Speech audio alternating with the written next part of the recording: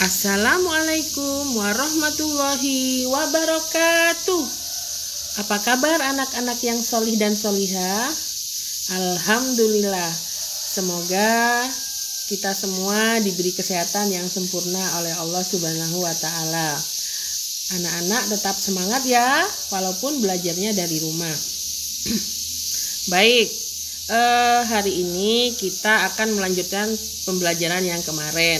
Kalau kemarin kita belajar PB1, hari ini kita melanjutkan PB2. Silahkan kalian bersama-sama disimak bukunya, anak-anak dibuka ya. Pembelajaran 2, tematik tema 4.8.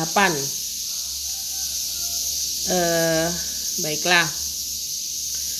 Kita baca bersama ya. Ini yang pertama yaitu hari ini kami mendapat tugas menyanyikan lagu daerah di lingkungan tempat tinggalku. Keluarga Anton berasal dari Jawa Tengah. Aku, ayah, dan ibuku senang menyanyikan lagu daerah. Apakah kalian juga sering menyanyikan lagu daerah dengan keluargamu? Nah, tentunya kalian yang berasal dari daerah masing-masing, contohnya di Bondowoso, menyanyikan lagu yang berada di Jawa Timur. Karena Anton berasal dari Jawa Tengah, dia menyanyikan lagu yang berjudul Gambang Suling.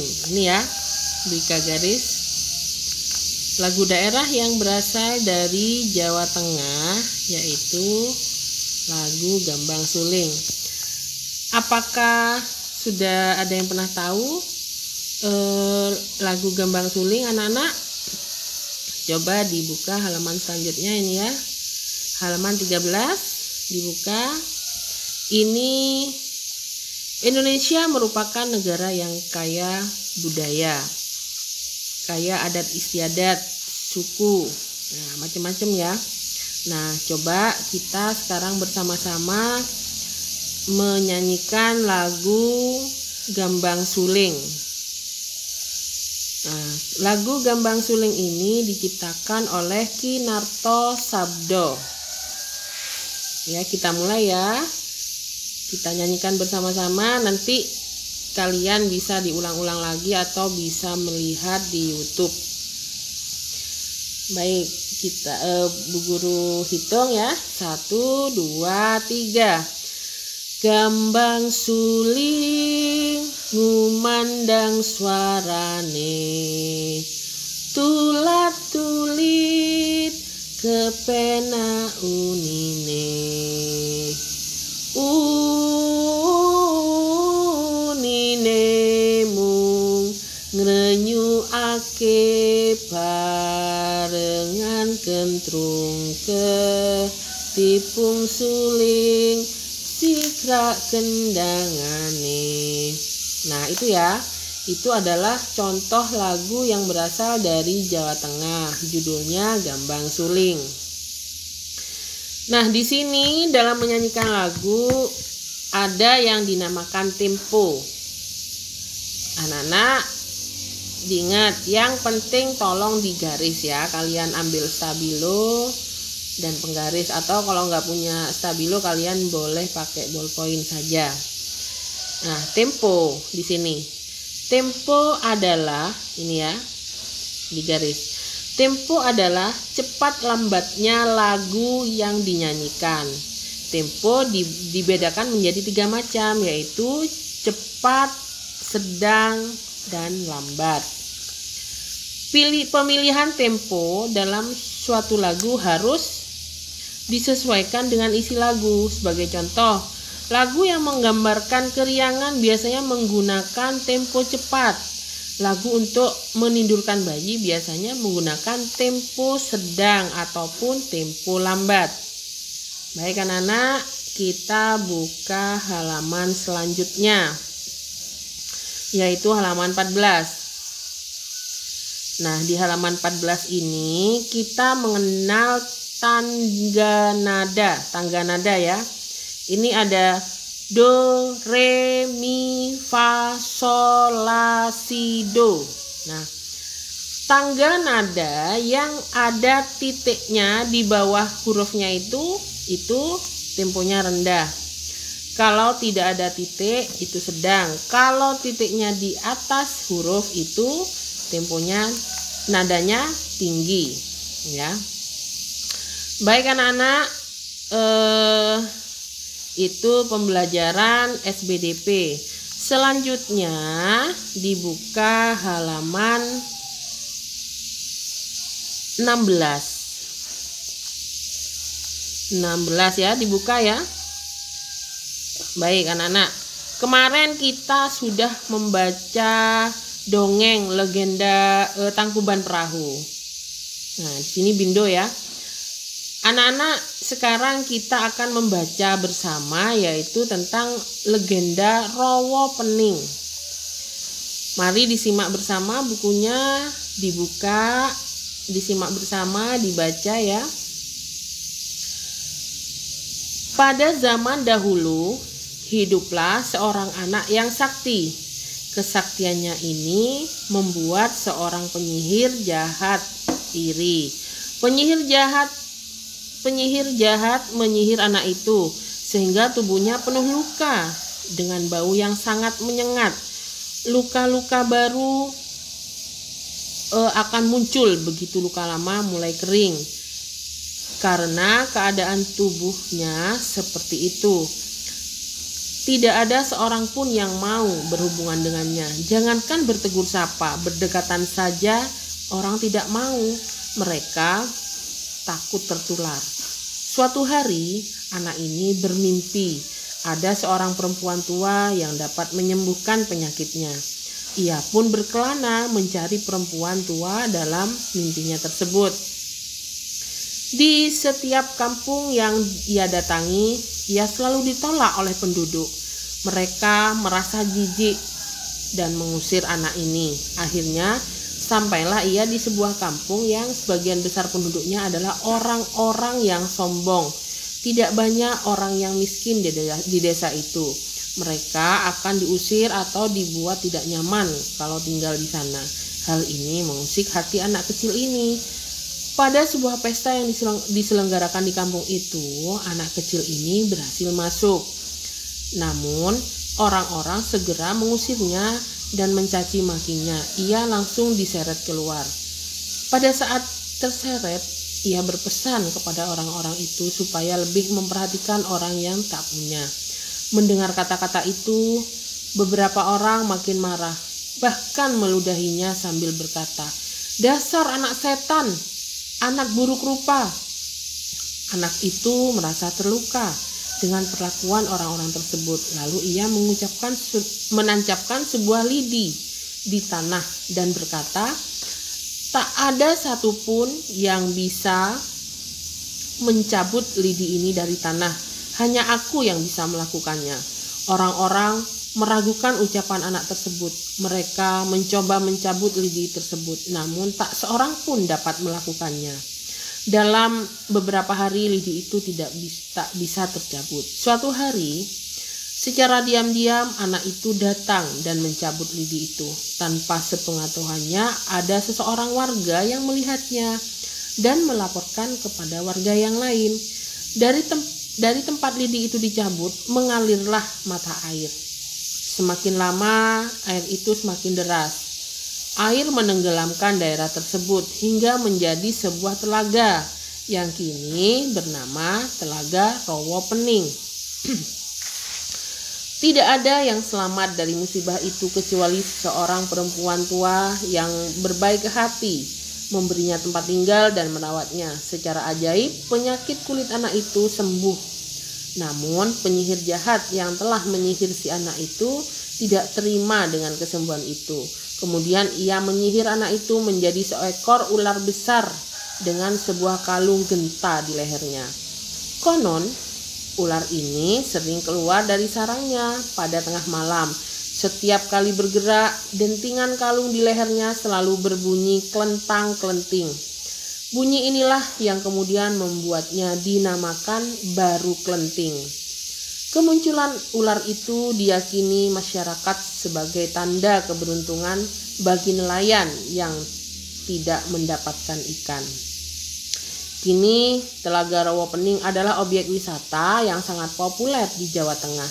Tempat ini terletak di Desa Bukit Cinta, Kabupaten Ambarawa. Baik anak-anak, kita sudah membaca bersama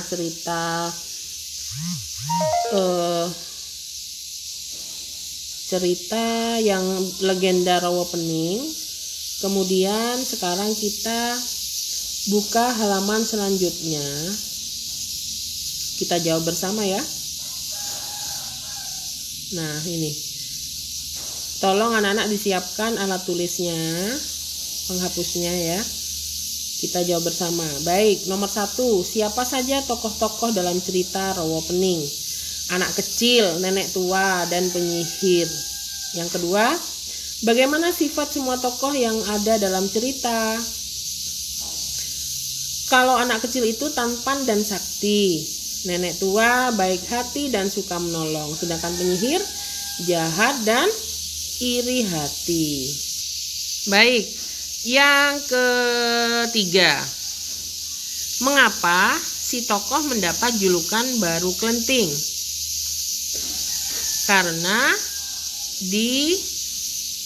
apa anak-anak? Karena dia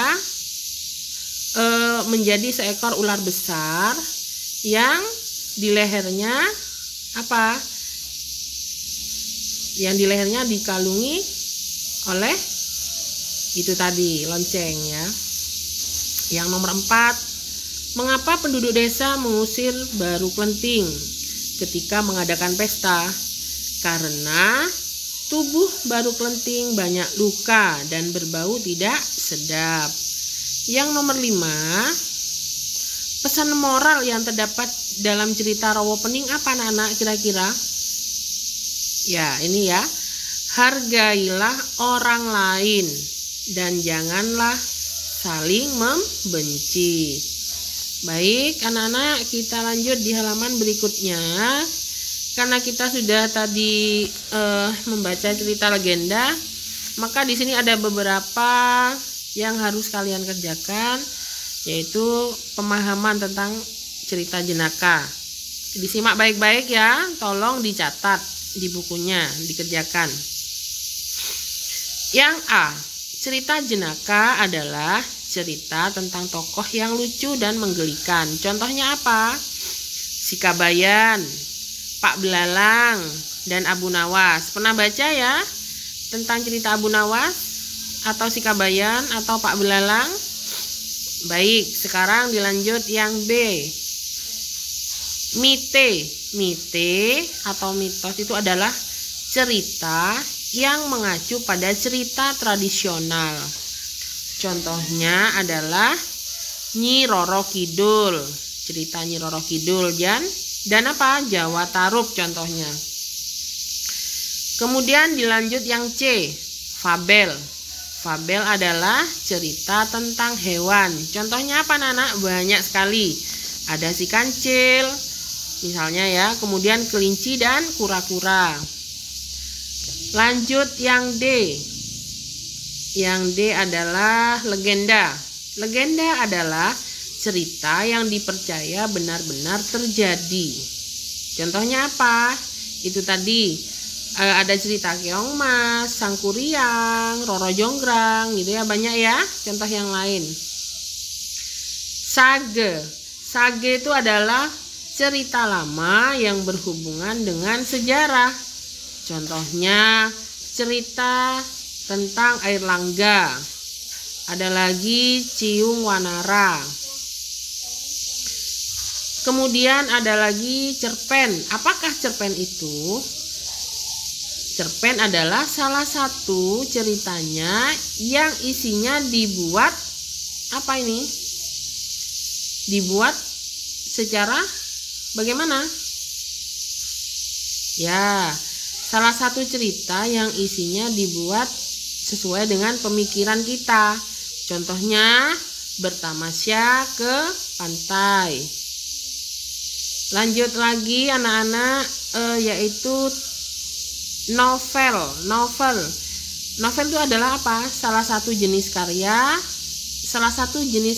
sastra ya, Ini yang berbentuk prosa.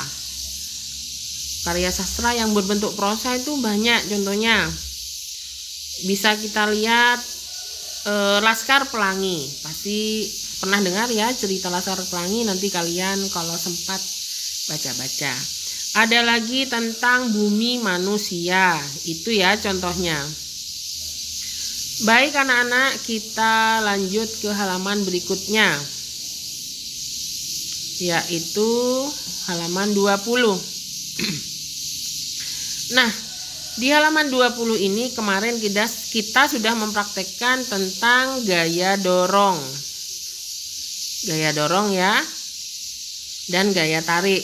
Tentunya kalian sudah setor ya tugas yang kemarin. Nah, sekarang coba dibuka ini halaman 21. Nah, ini ada rak buku dan pemindahannya. Ini ya, coba ya dibaca bersama. Nomor 2, doronglah rak buku secara sendiri dengan kekuatan penuh. Perhatikan gerak rak buku. Apakah yang kamu rasakan? Bagaimana rasanya kalau mendorong sendirian? Terasa berat karena hanya mendorong sendirian. Nah, yang nomor 3 ini, jika kita mendorong bersama teman kita, apa yang kita rasakan? Maka akan lebih ringan ya. Gerakannya akan lebih cepat perpindahannya. Ini anak-anak ya. Baik, kemudian yang halaman 22. Disimak ya. 22 ini tolong dicatat ya jawabannya. Kita kerjakan bersama. Nomor 1, apa perbedaan yang kamu rasakan saat mendorong rak buku sendiri dan berdua?